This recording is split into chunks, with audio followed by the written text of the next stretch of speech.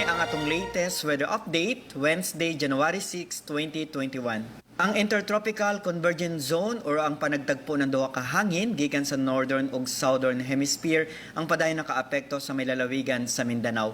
Samtang ang amihan or Northeast Monsoon ang nakaapekto sa may lalawigan sa Luzon. Sulod sa atong 24 oras na forecast, ang probinsya sa Samar makasinati sila madag-umon na kalangitan ug nay mga pag-uwan ug kini mga pagpanugdog og kilat mugna kini sa tail end ng frontal system. Ang ubang bahin sa Kabisayaan kasama na ang probinsya sa Cebu, Palawan, Kalayaan Group of Islands ug ang Occidental Mindoro makasinati na panagsama panganuron ngadto na sa madag-umon na kalangitan ug nay mga patak-patak na mga pag-uwan ug kini mga localized na mga pagpanugdog og kilat. Padayon ta mag-monitor sa atong mag-i-issue ng mga thunderstorm o rainfall advisories. Ug para sa atong mga dugang detalye, bisitaha atong mga official social media accounts.